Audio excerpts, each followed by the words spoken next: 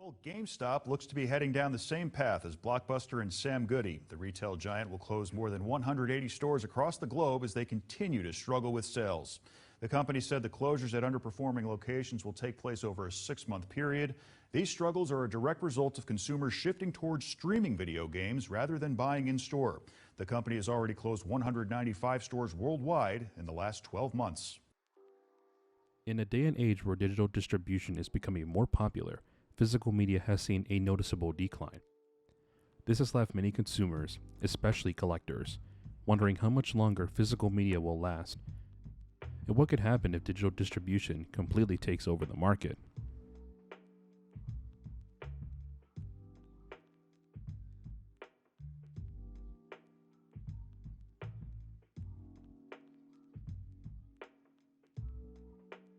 I'm a video game collector. In this room right now, I believe I have just under 700 titles, and that's cut down from about 1,500. I needed to lose the chaff. Everything in this room has a specific purpose. It has a specific tangible memory attached to it. I don't have the space to house a museum, nor do I have the pocketbook. So this vertical arcade pedestal with monitor is running CoinOps, which is retroactive. Lately I have been trying to set up my house to be a museum of sorts, full of arcade, pinball, retro computers, video game consoles. So that way it's something I can kind of share with some of the younger generations. A lot of my friends have kids, so they come over, I show them Windows 3.1, we play some Circus Voltaire, or we'll play some Pac-Man. It's pretty cool.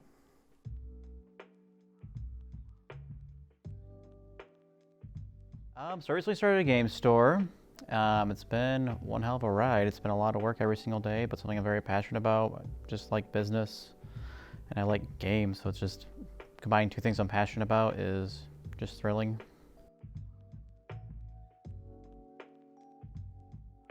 I love Nintendo 64. Everybody dogs on it because it's an early adapter of 3D. I absolutely love that. It's the awkward teenage years of where we're at today.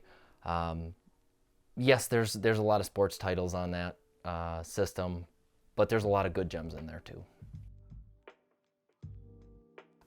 Gaming's the art that I appreciate. It's also an escape. It's a way that I unwind and relax. It's a way that I enjoy listening to stories. Besides just reading or watching a movie, to take part in a different medium in which I can interact with a fantastic story. That's my biggest thing. I started collecting a couple years ago. I never really had the luxury of being able to buy a whole bunch of games growing up, and I still don't really have that luxury right now, because now that I'm opening a business, everything is kind of tight financially.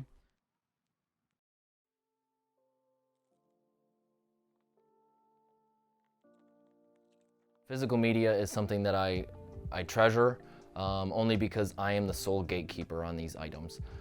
For me to play a game, for me to watch a movie, having a physical copy, I can play it, I can view it at any point in time. I am the sole key holder on that.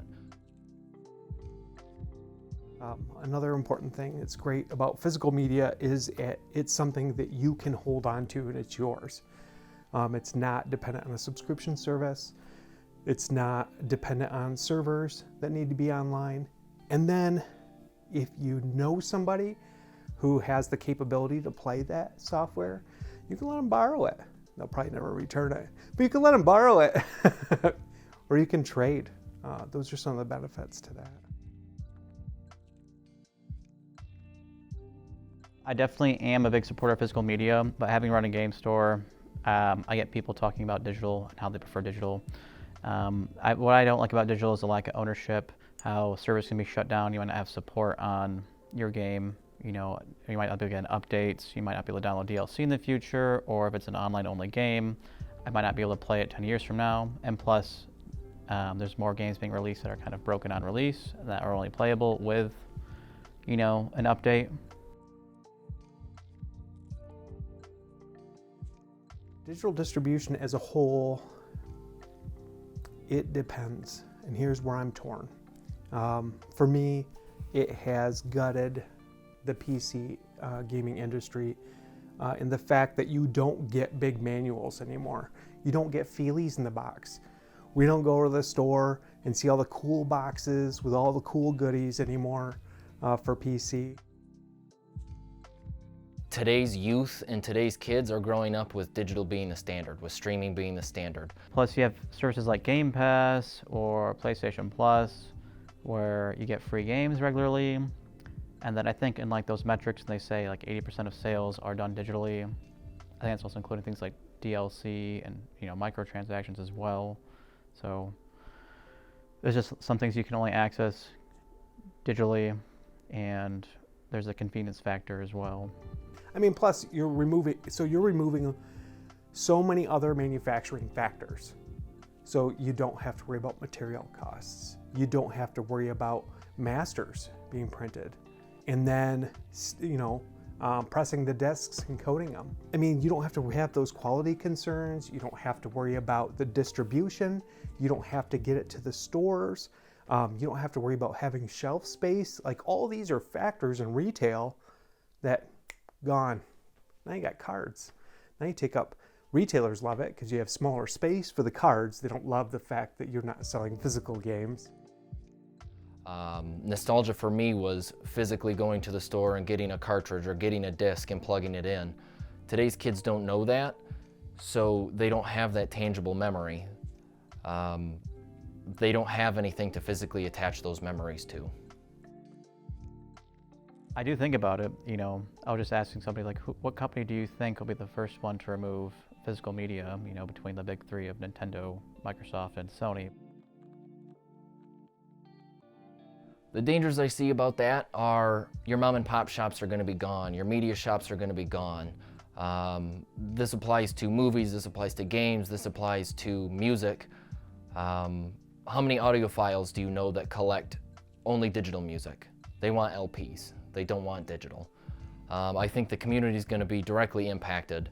It's a collective community of people sharing memories in their world and our world and correlating that to a tangible physical item.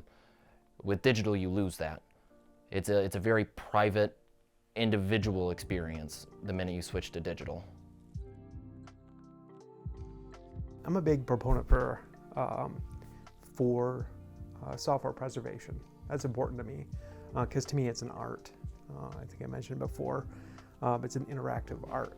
I get people coming in every single day basically saying they appreciate what I'm doing, they support me, and I just try to do what I can to make their lives better, essentially, to help them, I guess, follow their passions of video games.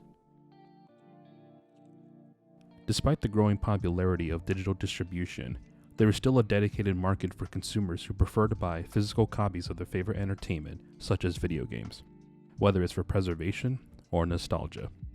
While physical media is still an option, as of the making of this documentary, only time will tell how much longer it'll continue to be an option.